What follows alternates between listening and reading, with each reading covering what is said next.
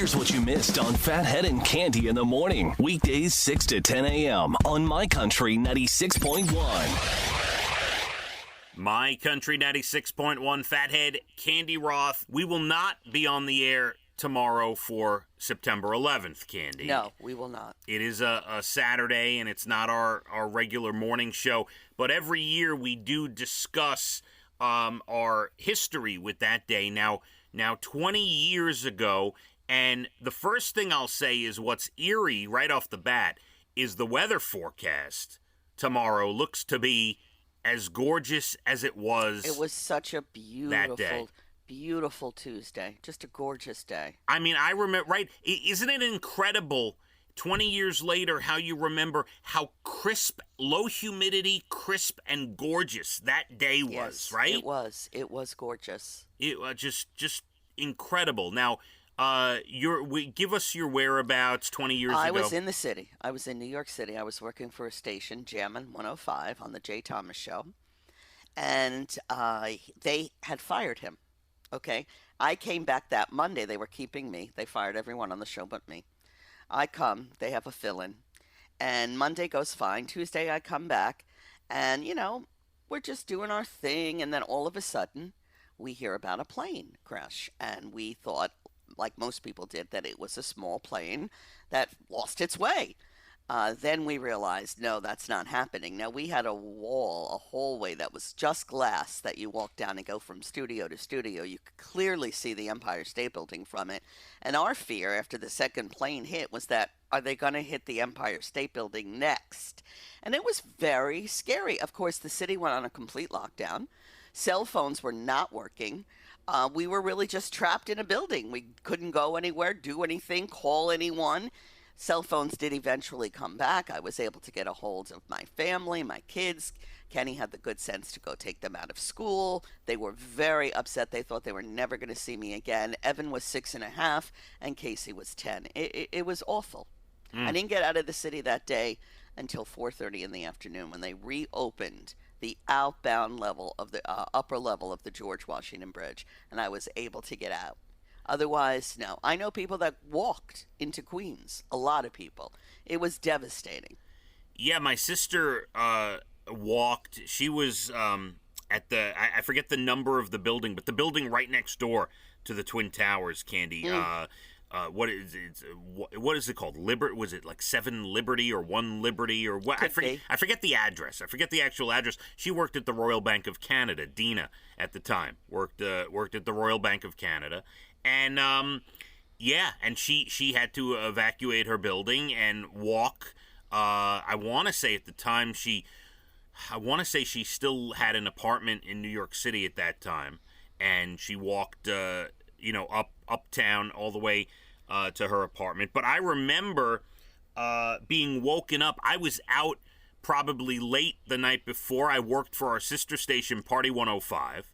I was just into a single guy living large. I was about 3-4 years into my professional radio experience, and we were out partying and working for a dance music station. I got woken up, I want to say, by my sister Amy. Every year I kind of forget a little more. I think Amy called me and woke me up and told me to turn on the TV.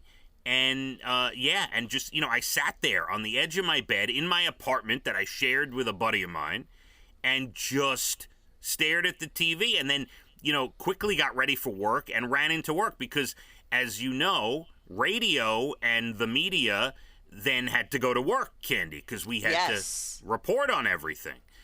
So I rushed into the office, and at the time it was Garden City, and then obviously it was a scary time. Obviously, it was very scary. I didn't know that I was ever going to leave that building or leave it at least whole. It was really, really scary. And the thing about it is, once they reopened the city partially at 4:30 that afternoon, everybody, walk on the street, everybody was so kind, so loving, so not New Yorkers. It was the most beautiful thing, and it lasted for some time where everybody cared. How you doing?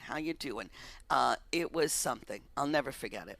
Well, to me, the most, trying to choose my words correctly, if you want, one of the most interesting things of the last 20 years is, the stories. To say, every year, every so often, more stories come out. I was watching a story on News 12 about a pregnant woman whose car, she had to leave her car in the tunnel and walk 2 miles. Like 8 months pregnant, walked 2 miles, and then she got to a toll booth, and an ambulance worker thought she had lost the baby, but she actually was going into labor, and she gave birth to the baby that afternoon. And I mean, that is just one of thousands and thousands and thousands of stories. I read a story yesterday. I'm sure you remember the photo of the woman escaping the World Trade Center, covered head to toe in soot. All you could see were her eyes. Famous picture. It was all over the press. Well, come to learn later, she did die of cancer about, 10, 11 years later, that they are blaming on the World Trade Center. But her 2 kids lived on, and what a beautiful memorial service they had as an article in the paper for her yesterday. But it was a very famous photo. Everyone saw that, and unfortunately, she did pass already. Yeah, and to all the first responders who came down with medical conditions. And then I was also seeing Stuyvesant High School, which was very close to the World Trade Center. They let them go back, and they said the air was safe, which they did tell us all. And now these kids who are now adults are coming down with all kinds of things.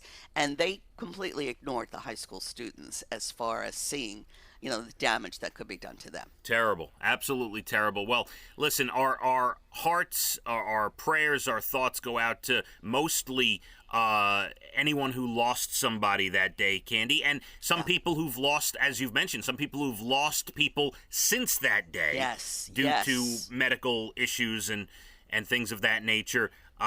We will tomorrow. 2 more bodies that were unidentified for 20 years have just been identified through DNA. I mean, they're still working every day. They promise they're doing their best to be able to identify everybody. And I think there was 1,000 people at one point that they had not been able to identify.